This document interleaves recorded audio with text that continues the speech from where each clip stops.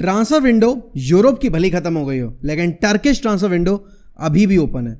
And I think जिस एक news का ना हम सबको इतने दिनों से इंतजार था, वो फाइनली कल शाम में फैब्रिज़ियो रोमानो और डेविड ऑर्नस्टीन ने ब्रेक करके पूरे यूनाइटेड फैन बेस का दिल जो है गार्डन गार्डन कर दिया।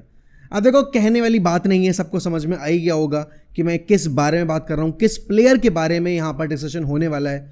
This topic is all about Andre ओनाना।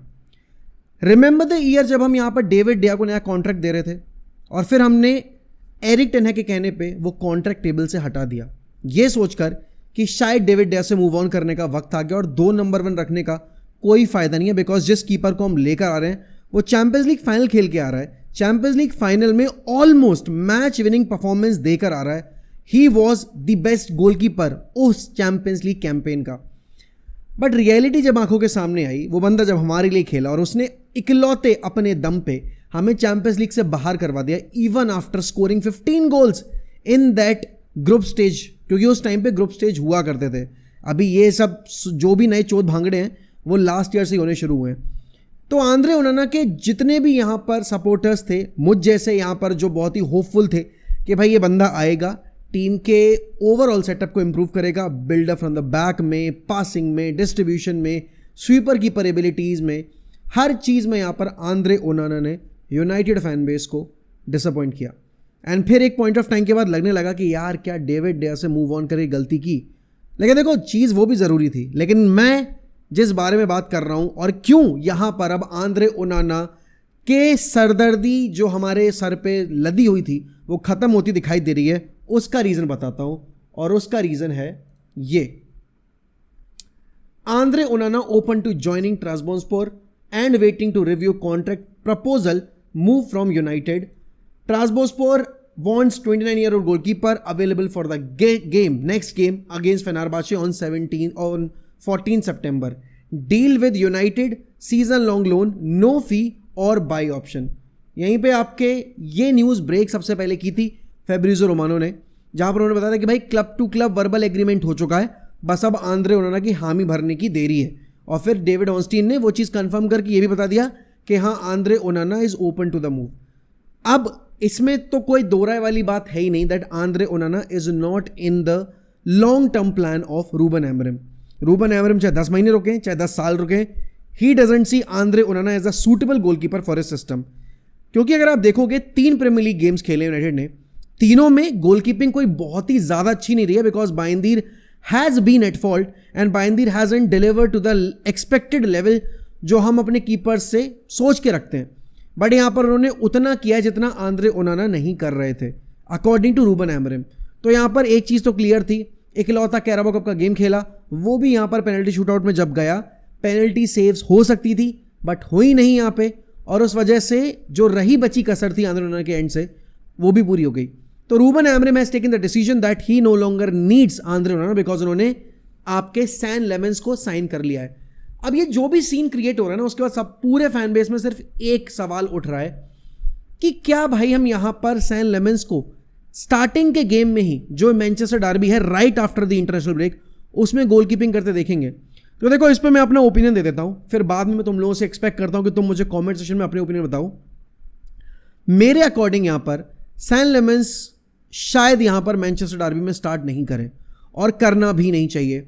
Imagine आप एक छोटे क्लब से आ रहे हो, एक अननोन लीग जहां पर कोई आपको फॉलो नहीं करता है, लेकिन होप बहुत ज़्यादा बिकॉज आपके स्टैटिस्टिक्स उस एक होप को बैक कर रहे हैं और आपको सिटी के अगेंस्ट खेलने का मौका मिलता है।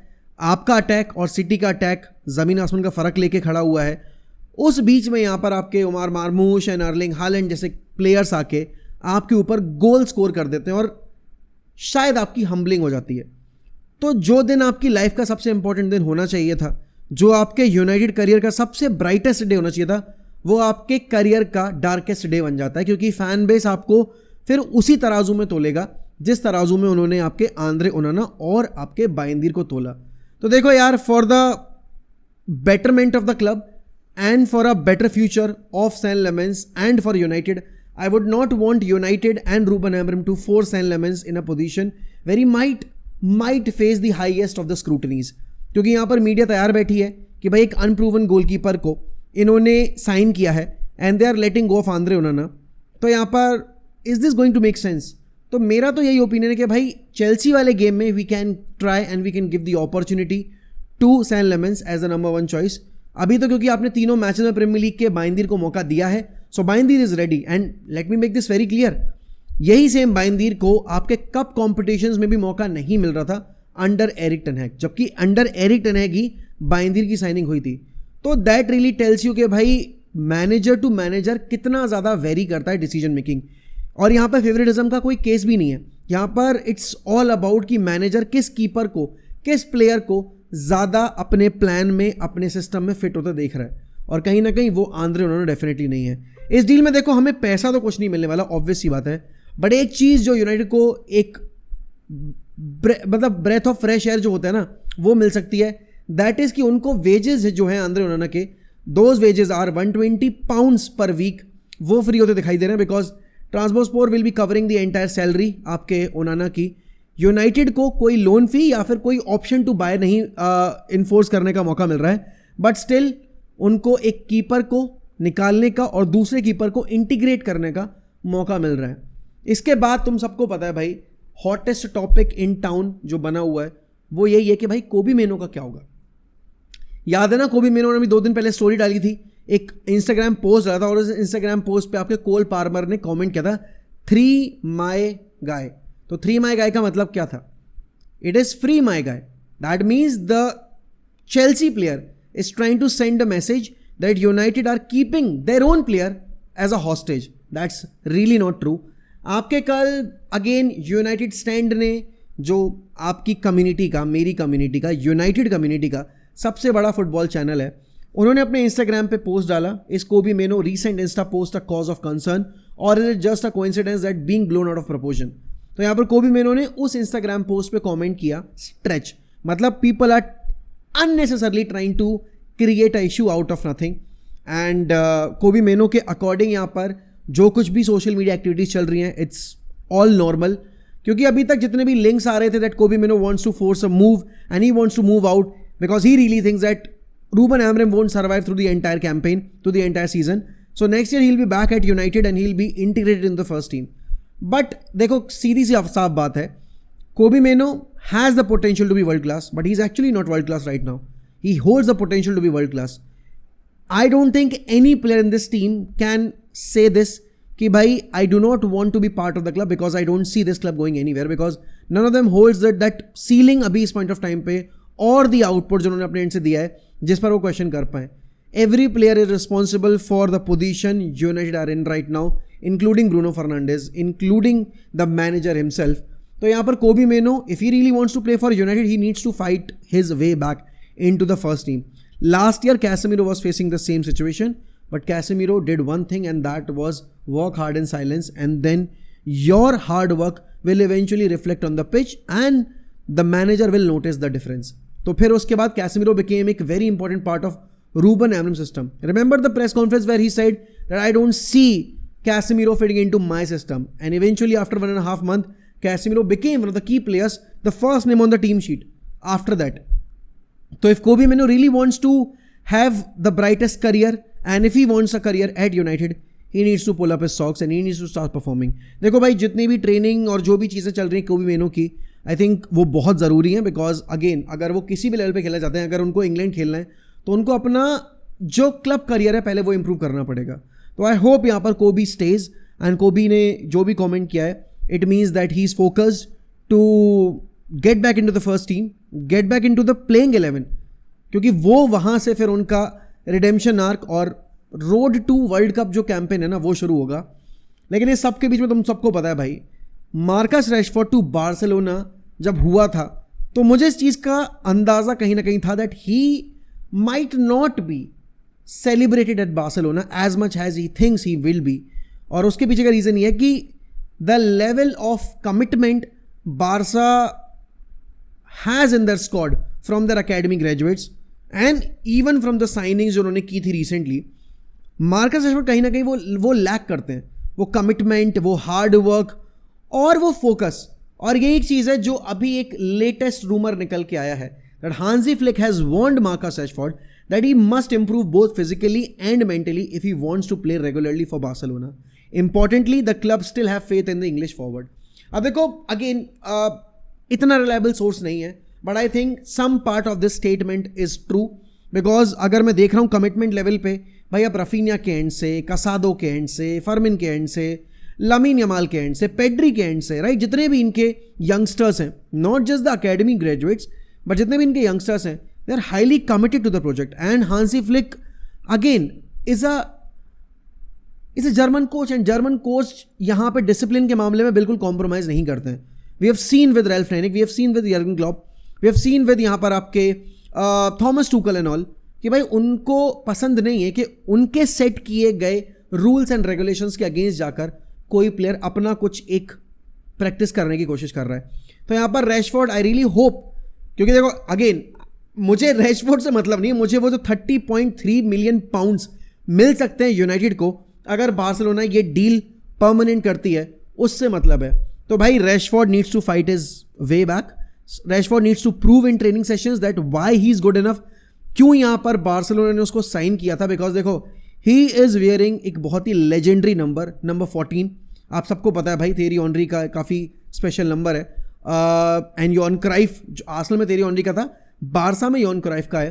तो भाई अगर आपको एक इतना स्पेशल नंबर दिया जा रहा है तो आपको उस नंबर की रिस्पेक्ट करनी पड़ेगी. एंड देखो बारसा फैन बेस यहाँ पर is very passionate about their club. They will support a player if they see the commitment from their side, but if the player is not committed, if the player is not putting up his 100% on the field and in training sessions, they will rip him apart. तो भाई देखो Barcelona again scene is very critical. I do not want this deal to break and Rashford to be back at United, because I am really happy with what I have seen from Cunha, from एमएमओ, from Mason Mount in particular, because Mount was not up to the mark यहाँ पर पिछले 2 seasons में, because he was not fully fit, he was not available. But अभी जब से he has become available, I see a different side to United, and United का game with Mason Mount looks at a better level. तो यहाँ पर मैं चाहूँगा कि भाई मार्कस रैशफोर्ड का जो भी सीन चल रहा है वो सॉर्ट आउट हो, रैशफोर्ड यहाँ पर कॉन्फिडेंस वापस से गेन करें, and Hansi flick gives him the opportunity that might uplift his confidence. And again देखो सारे जितने भी ट्रांसफर्स हुए हैं यूनाइटेड के लिए, मेरे हिसाब से वो रैशफोर्ड वाली डील कहीं ना कहीं और सेंचो वाली डील सबसे बड़ा सरदर्द है, because Garnacho has been sold permanently, Antony has been sold permanently, only these 2 players are out on loan. क्योंकि अगर आप रैसमस हॉलैंड की भी बात करोगे वो डील भी परमानेंट हो जाएगी, बिकॉज वहाँ पे चैंपियंस लीग क्वालिफिकेशन एक ऑब्जेक्टिव है for this obligation to buy का क्लॉज ट्रिगर करने के लिए, और नेपोली बड़े आराम से वो करेंगे, because Napoli are the firm favourites to win the title इस बार भी सीरिया का. बट रैशफोर्ड और आपके सैंचो की डील्स हैं थोड़ी सी इधर में लटकी हुई, तो आई होप वो डील भी गो थ्रू हो नेक्स्ट सीजन में, एंड हम रैशफोर्ड को परमानेंट बेसिस पर सेल करके वो अमाउंट जो हम एक्सपेक्ट कर रहे हैं वो हम अर्न कर पाएँ. एंड इस वीडियो का जो आखिरी टॉपिक है दैट इज़ अबाउट यहाँ पे कार्लोस बलेबा. देखो ये सबको पता है United were hell serious about Carlos Baleba. United wanted to sign Carlos Baleba and ultimately we could not get our hands on Carlos Baleba, because Brighton की जो demanded value थी वो बहुत ही अनरियलिस्टिक है. तो मैं समझ सकता हूँ क्यों यहाँ पर यूनाइटेड बोर्ड ने उस डील पे प्रोसीड नहीं किया, and they are waiting for 2026. Personal terms agree हो चुके हैं, लेकिन प्रॉब्लम पता है क्या है, जब 2026 आएगा there will be multiple clubs lined up for Carlos Baleba. अगर उसका ये सीजन भी अच्छा जाता है तो अगर उस पॉइंट ऑफ टाइम पे लेट्स से कि यूनाइटेड के पास नहीं है चैंपियंस लीग, तो क्या यूनाइटेड ये डील कार्लोस बलेबा की पुल ऑफ कर पाएगी? That is the big question. और मुझे लगता है कि भाई यहाँ पर विंटर मार्केट में शायद यूनाइटेड बोर्ड वापस से कोशिश करेगा कार्लोस बलेबा को साइन करने की, एंड ब्राइटन शायद उस पॉइंट ऑफ टाइम पे अपना डिमांडिंग प्राइस थोड़ा कम करे.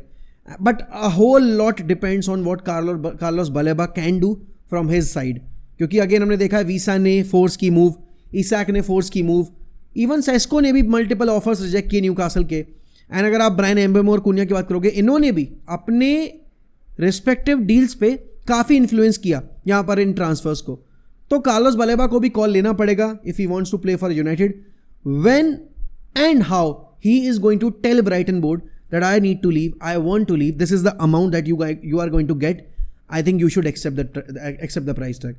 So we'll have to wait and see. बाकी तो देखो यार, यूनाइटेड डेफिनेटली नीड एक मिडफील्डर कार्लोस बलेबा की प्रोफाइल का, जो सिंगल पिवट में खेल पाए, बॉल कैरियर के तौर पे यहाँ पर ऑपरेट कर पाए, as a deep lying ball carrier, वो सारी क्वालिटीज़ आपके कार्लोस बलेबा में हैं. तो I hope this deal goes through, hope ये सब मटेरियलाइज हो और उसके बाद हमें एक स्टेबल मैनचेस्टर यूनाइटेड देखने का मौका मिले. लेकिन एक चीज़ तो कंफर्म है भाई, जिस तरीके से यहाँ पर ऑफ द पिच आपके रूबन एमरम ने काम किया है वो काबिल तारीफ है. बिकॉज अगर आप देखोगे ना तो रूबन एमरम ने यहाँ पर जेडन सेंचो हो गए, या फिर अगर मैं बात करूँ बाकी प्लेयर्स की, इन सब के केस में भाई बहुत बहुत ज़्यादा अपना एफर्ट डाल के आउट गोइंग्स पे काम किया है. एंड अगेन ये जितनी भी आउट गोइंग्स हैं भाई, दैट रियली टेल्स यू कि आपके लिए ये आउट गोइंग्स इस पॉइंट ऑफ टाइम पे कितनी ज़रूरी थी. बिकॉज अब आप यहाँ पर प्रॉपर तौर पे सोच पाओगे कि आपको इस प्रोजेक्ट को आगे लेके कैसे जाना है, किन प्लेयर्स साथ लेके जाना है. एंड वंस अगेन मैं एक वही चीज़ बोलूँगा कि भाई देखो, अगर यूनाइटेड कैन सर्वाइव विदाउट यहाँ पर आपके Ronaldo, without Rooney, without Roy Keane and बेकहम्स, कोबी मेनो के जाने से ज़्यादा फर्क नहीं पड़ेगा. But eventually a lot depends on what the player wants. He really wants to fight or he really wants to behave like a coward and wants to move on. I want Kobe Mino to stay and fight for his position and make United a better team with a better midfield. What about your thoughts? Do let me know in the comments. बाकी thank you so much for watching. इसी के साथ मैं आपसे लूँगा अलविदा. Bye bye and take care.